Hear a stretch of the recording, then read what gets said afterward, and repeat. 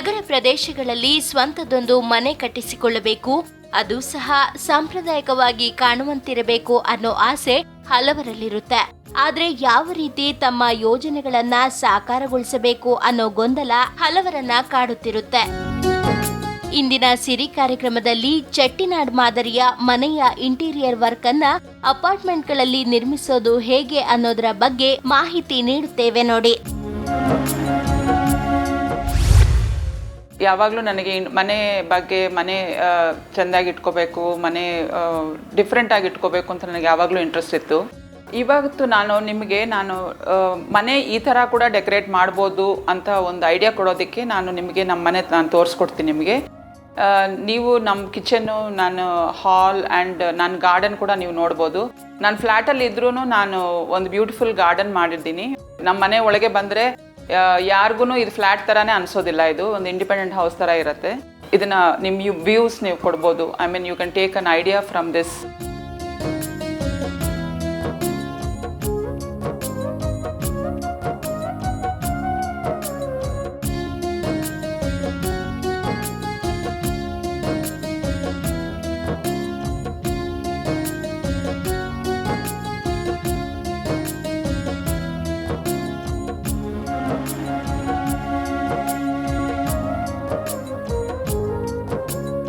ಇತ್ತೀಚೆಗೆ traditional design ಹೌಸಸ್ಗೆ demand ಜಾಸ್ತಿ ಬಂದಿದೆ. ಹೆಂಗೆ ಅವ್ರದ್ದು ಕಲ್ಚರ್ ಮತ್ತು ಟ್ರೆಡಿಷನ್ ಮನೆ ಡಿಸೈನಲ್ಲಿ ಹೆಂಗೆ ಪ್ರಿಸರ್ವ್ ಮಾಡ್ಕೋಬೋದು ಅಂತ ಸುಮಾರು ಐಡಿಯಾಸ್ ಇದೆ. ಈ ಮನೆ ಇವಾಗ ನೀವು ನೋಡ್ತಾ ಇರೋದು ಚೆಟ್ಟಿನಾಡ್ ಸ್ಟೈಲ್ ಮನೆ. ಚೆಟ್ಟಿನಾಡ್ ಪಿಲ್ಲರ್ ಅಂದರೆ ಇದು ಟಿಪಿಕಲ್ ಡಿಸೈನ್. ಇದು ರೋಸ್ ವುಡ್ ಪಿಲ್ಲರ್ ಮೇಲೆ ಕ್ಯಾಪಿಟಲ್ ಅಂತೀವಿ. ಇದರಲ್ಲಿ ಕಾರ್ವಿಂಗ್ಸ್ ಇರುತ್ತೆ, ಮೋಸ್ಟ್ಲಿ ಫ್ಲವರ್ ಡಿಸೈನ್ ಇರುತ್ತೆ. ಇದು ಆ್ಯಕ್ಚುಲಿ ಆ್ಯಂಟಿಕ್ ಪಿಲ್ಲರ್, ನಾವು ಕಾರೈಕುಡಿಯಿಂದ ತರಿಸಿದ್ದೀವಿ. ಪಿಲ್ಲರ್ ಮೇಲೆ ನೀವು ನೋಡೋದು ಕ್ಯಾಪಿಟಲ್ ಅಂತೀವಿ. ಇದು ನಾರ್ಮಲಿ ಚೆಟ್ಟಿನಾಡ್ ಸ್ಟೈಲಲ್ಲಿ ಕಾರ್ವಿಂಗ್ ಇರುತ್ತೆ ಮತ್ತು ಫ್ಲವರ್ ಡಿಸೈನ್ ಇರುತ್ತೆ. ಈ ಪಿಲ್ಲರ್ಗಳನ್ನ ಕನೆಕ್ಟ್ ಮಾಡ್ಕೊಂಡು ಬೀಮ್ ಇರುತ್ತೆ. ಸೊ ನಾವು ಬೀಮ್ ಬರೀ ಪಿಲ್ಲರ್ಗೆ ಮಾತ್ರ ಹಾಕಿಲ್ಲ, ನಾವು ಸೀಲಿಂಗು ಹಾಕಿದ್ದೀವಿ. ಈ ಹಳೆ ಚೆಟ್ಟಿನಾಡ್ ಮನೆಗಳಲ್ಲಿ ಸೀಲಿಂಗ್ ಫುಲ್ ವುಡ್ ಇರ್ತಿತ್ತು, ಅದೇ ಸೇಮ್ ಇಫೆಕ್ಟ್ ನಾವು ಇಲ್ಲೂ ತರಿಸಿದ್ದೀವಿ. ಜನರಲಿ ಫ್ಯಾಮಿಲಿ ಅಂದರೆ ನಮ್ಮದು ಫ್ಯಾಮಿಲಿ ಫೋಟೋಸ್ ಸುಮಾರು ಇರುತ್ತೆ. ಇದು ಹೆಂಗೆ ಡಿಸ್ಪ್ಲೇ ಮಾಡೋದು ಅಂತ ಎಲ್ರಿಗೂ ಅಷ್ಟೊಂದು ಐಡಿಯಾ ಬರೋದಿಲ್ಲ. ನಾವಿಲ್ಲಿ ಏನು ಮಾಡಿದ್ದೀವಿ, ಫೋಟೋ ಲ್ಯಾಡರ್ ಅಂತೀವಿ. So each ladder has one set of photos of the family. ಒಂದರಲ್ಲಿ ಮದುವೆ ಫೋಟೋಸ್ ಇದೆ, ಒಂದರಲ್ಲಿ ಮಕ್ಕಳ ಫೋಟೋ ಇದೆ. ಹಾಗೆ ಲ್ಯಾಡರ್ ವಾಲ್ ಇದು ಹೊಸ ಕಾನ್ಸೆಪ್ಟು, ತುಂಬ ಚೆನ್ನಾಗಿ ಕಾಣುತ್ತೆ.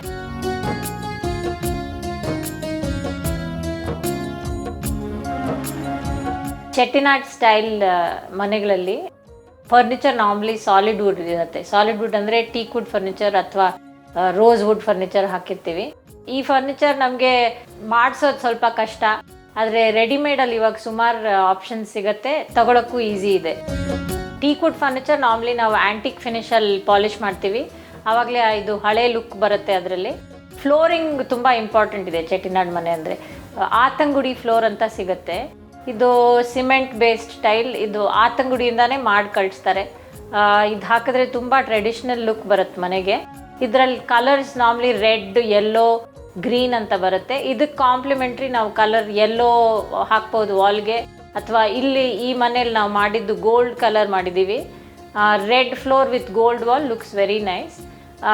ಈ ವಾಲಲ್ಲಿ ನಮಗಿನ್ನೂ ಡೆಕೋರೇಷನ್ ಜಾಸ್ತಿ ಮಾಡಬೇಕು ಅಂದರೆ ಟ್ಯಾಂಜೋರ್ ಪೇಂಟಿಂಗ್ಸ್ ಟ್ರೆಡಿಷ್ನಲ್ ಹೌಸಸ್ಗೆ ತುಂಬ ಚೆನ್ನಾಗಿ ಕಾಣುತ್ತೆ. ಟ್ಯಾಂಜೋರ್ ಪೇಂಟಿಂಗಲ್ಲಿ ನಮಗೆ ನಾರ್ಮಲಿ ಸಿಗೋದು ಲಕ್ಷ್ಮಿ, ಕೃಷ್ಣ ಅಂತ ಈ ಸ್ಟೋನ್ ವರ್ಕ್ ಇರೋ ಪೇಂಟಿಂಗ್ಸು. ಈ ಮನೇಲಿ ನಾವೇನು ಮಾಡಿದ್ದೀವಿ, ಅಷ್ಟೊಂದು ಪೇಂಟಿಂಗ್ಸ್ ಹಾಕೋಕ್ಕೆ ಜಾಗ ಇಲ್ಲ ಅಂತ ಟ್ಯಾಂಜೋರ್ ಪೇಂಟಿಂಗ್ದು ಪ್ರಿಂಟ್ ತಗೊಂಡು ಹಾಕಿದ್ದೀವಿ. ಇದು ಮಾಡಿದ್ರಲ್ಲಿ ನಿಮಗೆ ಕಾಸ್ಟ್ ಸೇವಿಂಗು ಇದೆ. ನೀವು ಒಂದೊಂದು ಟ್ಯಾಂಜೋರ್ ಪೇಂಟಿಂಗ್ ತೊಗೊಳಕ್ಕೆ ಹೋದರೆ ಪರ್ ಪ್ರಿಂಟ್ ಒಂದು 8,000-10,000 ಕಡಿಮೆಗಂತೂ ಬಿದ್ದೇ ಬೀಳುತ್ತೆ.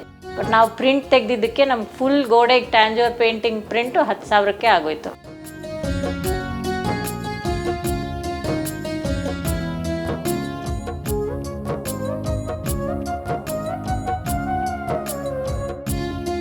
ಲಿವಿಂಗ್ ರೂಮ್ ಕಾನ್ಸೆಪ್ಟಲ್ಲಿ ಇದು ಸ್ವಿಂಗ್ ಕಾನ್ಸೆಪ್ಟ್ ತುಂಬ ಪಾಪ್ಯುಲರ್ ಆಗಿದೆ. ನಮ್ಮ ಲಿವಿಂಗ್ ರೂಮ್ ಕಮ್ ಡೈನಿಂಗ್ ದೊಡ್ಡದಿದ್ದರೆ ಸ್ವಿಂಗ್ ಹಾಕಿಬಿಟ್ಟು ಇದು ಉಯ್ಯಾಲೆ ಹಾಕಿದ್ರೆ ಡಿವೈಡಿಂಗು ಆಗುತ್ತೆ, ನಿಮ್ಮ ರೂಮ್ಗೆ ಎಡಿಷ್ನಲ್ ಸೀಟಿಂಗು ಆಗುತ್ತೆ. ಇಲ್ಲಿ ನೀವು ನೋಡ್ತಾ ಇರೋದು ನಾವು ಆ್ಯಂಟಿಕ್ ಚೈನ್ಸ್ ಹಾಕಿದ್ದೀವಿ ಸ್ವಿಂಗ್ಗೆ. ಮತ್ತು ಕಂಫರ್ಟಬಲ್ ಆಗಿರಲಿ ಅಂತ ಇದಕ್ಕೆ ಕುಷನ್ ಸೀಟ್ ಆ್ಯಂಡ್ ಬ್ಯಾಕ್ ಹಾಕಿದ್ದೀವಿ. ಈ ಹಾಲಲ್ಲಿ ನಮ್ಮದು ಕಿಚನ್ ಬೇರೆ ಇದೆ, ಇದು ಓಪನ್ ಪ್ಲ್ಯಾನ್ ಅಂತ. ಇದು ಕೂತ್ಕೊಳ್ಳೋಕ್ಕೂ ಕಂಫರ್ಟಬಲ್ ಇದೆ, ಸೋಫಾಗೂ ಮ್ಯಾಚ್ ಆಗುತ್ತೆ. ಈ ಮನೆಯಲ್ಲಿ ನಾವು ಓಪನ್ ಕಿಚನ್ ಡಿಸೈನ್ ಮಾಡಿದ್ದೀವಿ. ಕಿಚನ್ಗೂ ಡೈನಿಂಗು ಡಿವಿಷನ್ ಆಗಲಿ ಅಂತ ನಾವು ಬ್ರೇಕ್ಫಾಸ್ಟ್ ಕೌಂಟರ್ ಕೊಟ್ಟಿದ್ದೀವಿ. ಇಲ್ಲಿ ಜಾಗ ಸ್ವಲ್ಪ ಇಕ್ಕಟ್ಟಾಗಿತ್ತು ಅಂತ 2 ಚೇರ್ ಹಾಕಿದ್ದೀವಿ. ಮತ್ತು ಡೈನಿಂಗ್ ಟೇಬಲ್ಲು ನಾವು ಸ್ವಲ್ಪ ಚಿಕ್ಕದೇ ಇಟ್ಟಿದ್ದೀವಿ. ಡೈನಿಂಗ್ ಪಕ್ಕದಲ್ಲಿ ಇಲ್ಲಿ ಪೂಜಾ ರೂಮು ಇದೆ.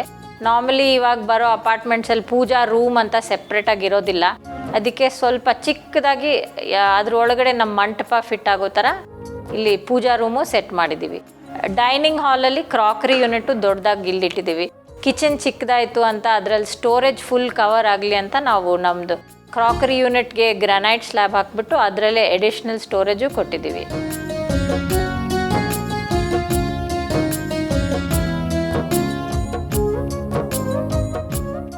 ನಮ್ಮದು ಬೆಡ್ರೂಮ್ ಕಾನ್ಸೆಪ್ಟು ನಾವು ಚೆಟ್ಟಿನಾಡ್ ಸ್ಟೈಲಲ್ಲೇ ಮಾಡಿದ್ದೀವಿ. ಟೀಕುಡ್ ಬೆಡ್ ಹಾಕಿದ್ದೀವಿ. ಅದರಲ್ಲಿ ಟೈಲ್ ಇನ್ಲೇ ಅಂತ ಹೊಸ ಸ್ಟೈಲು. ಬರೀ ವುಡ್ ಎಲ್ಲ ಕಡೆನೂ ಟೀಕುಡ್ಡೇ ನೋಡಿದ್ರೆ ತುಂಬ ಬೋರ್ ಆಗುತ್ತೆ ಅಂತ ಟೈಲ್ಸ್ ಹಾಕಿದ್ದೀವಿ. ಬೆಡ್ಡಲ್ಲೂ ಟೈಲ್ಸ್ ಹಾಕಿದ್ದೀವಿ. ವಾರ್ಡ್ರೋಬ್ ಡೋರಲ್ಲೂ ಪ್ಲೇನ್ ಕಾಣುತ್ತೆ ಅಂತ ಅದರಲ್ಲೂ ಟೈಲ್ಸ್ ಹಾಕಿ ಕಲರ್ಸ್ ಇರೋದು ಚೆಟ್ಟಿನಾಡ್ ಕಲರ್ಸ್. ನಮ್ಮ ಫ್ಲೋರಿಂಗ್ ನಾನು ಹೇಳಿದಾಗ ರೆಡ್ ಇರೋದ್ರಿಂದ ನಮ್ಮದು ಟೈಲ್ಸ್ ಅದಕ್ಕೆ ಮ್ಯಾಚ್ ಆಗೋ ಥರ ಗ್ರೀನ್ಸ್ ಹಾಕಿದ್ದೀವಿ ಮತ್ತು ಯೆಲ್ಲೋ ಕಲರ್ದು ಟೈಲ್ಸ್ ಹಾಕಿದ್ದೀವಿ.